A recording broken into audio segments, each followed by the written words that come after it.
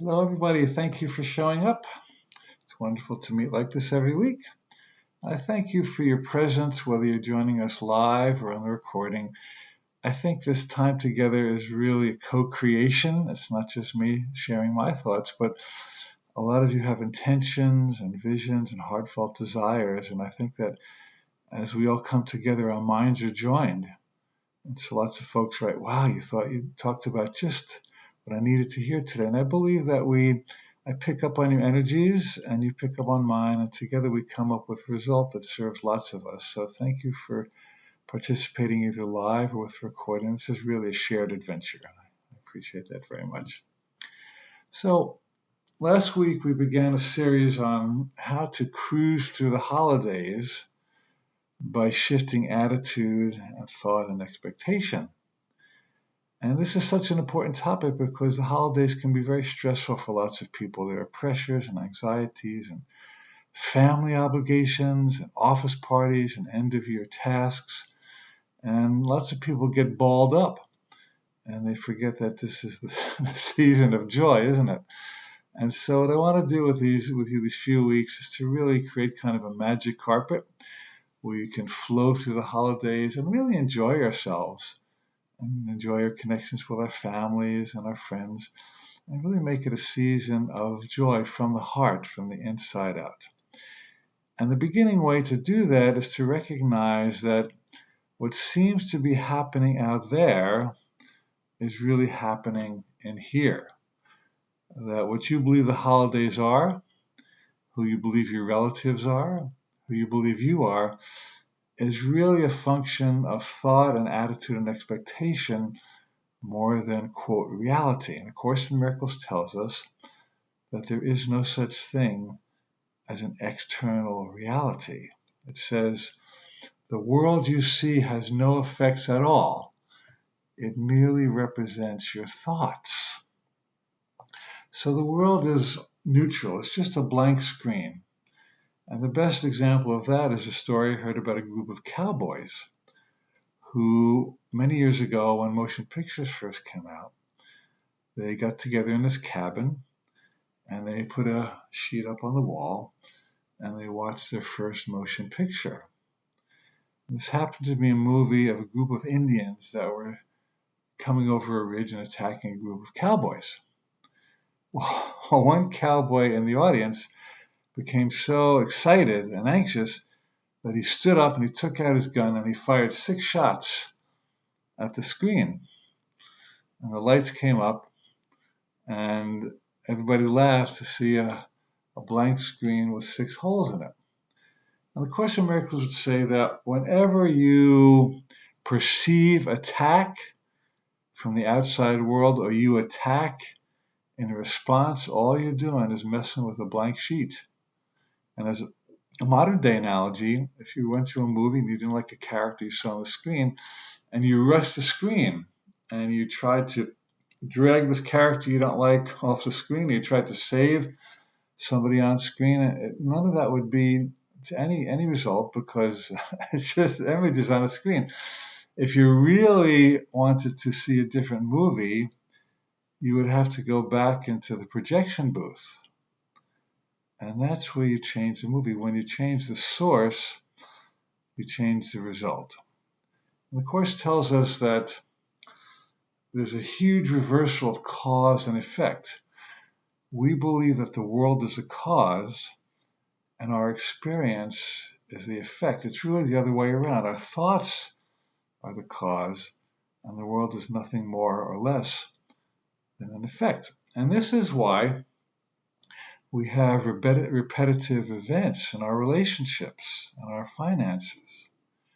A friend of mine named Dr. Michael Rice wrote a book called Why Is This Happening to Me Again? And he said, you leave New York to get away from a painful relationship, and the person who meets you at the airport in Los Angeles completes the sentence that the person in New York left you with. And this is why we keep attracting the same type of person in relationships, for better or worse. One woman told me every man I've gone out with is a recreation of my father. Another woman told me, yeah, if I'm at a party and there's an alcoholic, I'll attract him more than anybody else. And so these repetitive relationships are not punishments, and they're not even a problem, actually. They're gifts and opportunities, because every time you create something that's unpleasant, it's the spirit showing you that there's an unpleasant thought in your mind that is attracting it. You might call it the law of attraction. And so what we want to do is get at the thoughts that are attracting what's happening instead of trying to manipulate the outer world. And I think you know as well as I do that you can manipulate the outer world forever. And unless you change your mind about the outer world, then nothing's going to change out there. Now, many years ago, my partner had a friend who used to visit us. And she was a rather talkative person, very chatty. And I had a hard time with her because she talked a lot more than I was comfortable with. And I avoided her. And I remember once I was standing on a ladder trying to fix a second story window, and she just stood at the bottom of the window and ay, ay, ay, ay, ay. And I really had a lot of judgments about her. And then one day I was getting a massage, and I happened to be in a very relaxed state, and this woman's face came to mind. And because I was in a relaxed state, I was thinking about her in a different way. And I thought, she's a nice person. She's been very helpful to me, and she has a good heart. Yeah, she talks a lot, but she's kind, and she's a friend. And I dropped my whole judgment about her because I was coming from a heart space. And she never bothered me again. She still talked as much as she did, but because I'd opened my heart to her and I recreated my vision of her, my experience of her changed. So it would have done me no good to keep avoiding her. I didn't even need to talk to her and tell her to talk less. You see, these are some of the worldly alternatives we might choose. What I needed to do was to shift my vision of her.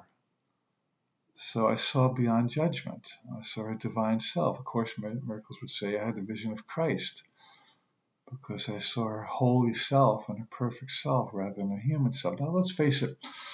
We all have quirks. We all have personality foibles and flaws. There's nobody who's perfect on the planet. We're all messed up in some human way. We're all subject to the human condition. However, simultaneously, we have a magnificent, glorious, golden, divine self. That's our true self. The human is just a passing story, but the divine self is a reality. And the game and goal of all relationships is to pierce beyond that human self and see the divine. In some of my workshops, I'll have people sitting and facing each other quietly. I'll put on some nice music. And I'll just say, be silent, please, and just look into each other's eyes. And I'll guide people to first see the body, all their judgments for and against regarding the body. I'll say, okay, now let's look at the personality, what you like about the personality and what you don't. And notice all the identities you give them, their age, their gender, their weight, their hair color, their race, their culture. And I say, please keep going beyond, beyond, beyond. Keep looking until you see the light in this person's eyes. And they do that. Sometimes tears come. And at the end of this exercise, people report, wow, I saw that person's true self. And I came to peace. I had judgments about this person, but the judgments all evaporated when I saw their godly self. It's the vision of God, the vision of Christ. And so wouldn't it be wonderful if this holiday season, all the holidays are based on light. Christmas, Hanukkah, Kwanzaa. The New Year is about starting something new. The solstice, as the darkness has gotten as dark as it's going to get and the light is coming, this is the season of light. And real light is spiritual light. It's the essence of God that shines from each person. So, while you're shopping or looking for a parking space or at a family gathering, wouldn't it be really cool to just look beyond the obvious? I once went to this Christmas party in a neighborhood gathering, and the truth is, I didn't feel really connected to any of the people at the party. I thought, well, I don't want to spend my evening being bored.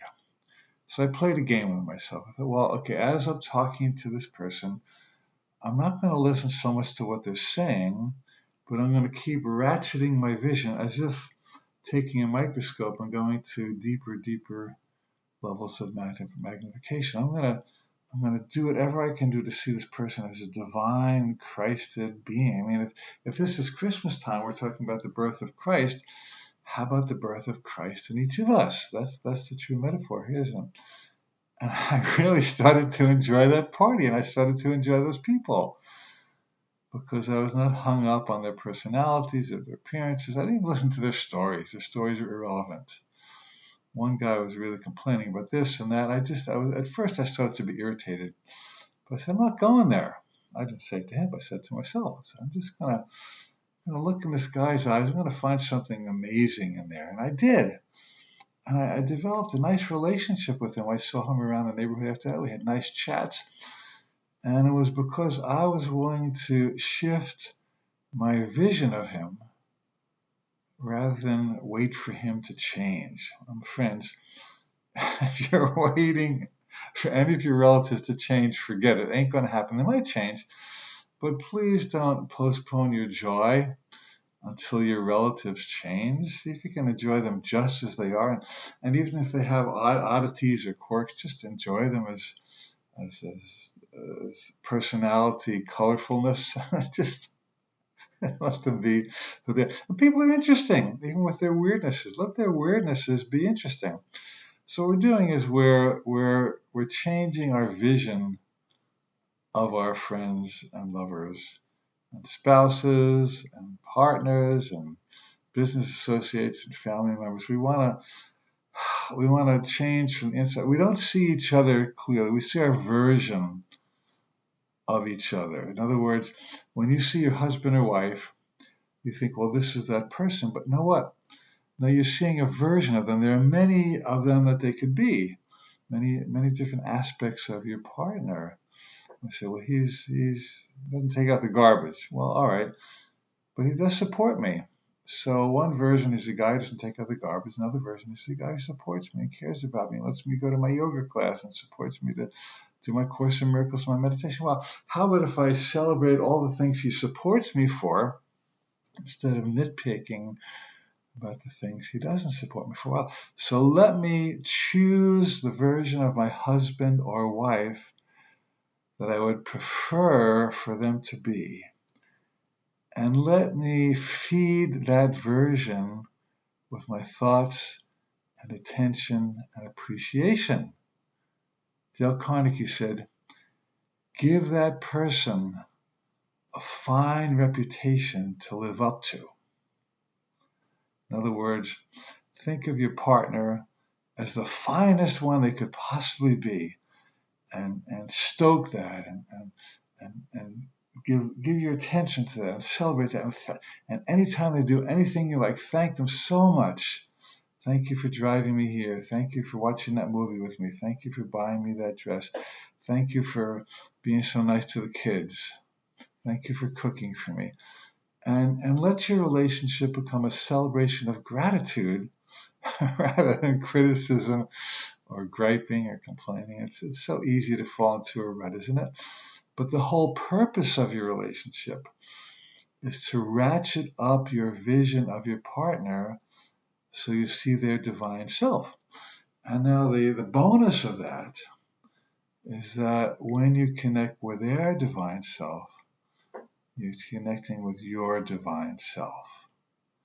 And so the holiday becomes one of divinity. We all have challenges, and there are things that hurt us and fears we hold. And these are the greatest gifts to us because each one is an invitation to change your mind. So I wish you, for these few weeks that come up, the remainder of the year, let this be a mind-changing time. Let this be a time when we replace the movie. And this morning I ran into a fellow in my neighborhood. We were both walking. I saw him on the street. And he's a retired policeman. And he said to me, I'm going to Virginia for the holidays. He was almost defiant. He says, I'm tired of this corona thing. I'm tired of hiding out. I'm tired of being afraid about it. He said, I do all the proper things. I wear my mask and I social distance and I wash my hands. I'm not going to stop doing this. He says, but I'm tired of living in a world that's dominated by coronavirus. I'm going to go see my relatives and I'm going to trust out. And he said, he said, I was a policeman for 27 years, and if I didn't get killed during that time, I'm probably not going to get killed now. And I liked his attitude because he was revisioning the world he lived in from one that's fraught with danger at every turn to one that offers him at least the possibility of enjoying his family and flying to see them on the holidays. And of course, as we've said many times, do what you need to do to maintain your comfort level and be appropriate when this pandemic seems to be happening. Wash your hands and do all that stuff. But at the same time, we can't afford to drop into fear. Do not drop into fear and the version of the world that this is a place of great danger and great attack and great threat. It's not. That's one version of the world. And meanwhile, there are many, many other much more fulfilling versions. So my prayer for all of us is that during this holiday season and into the new year, we step into the version of the holidays and the new year that we choose, not the one that's been laid upon us or the one we've historically chosen. Have a fabulous holiday.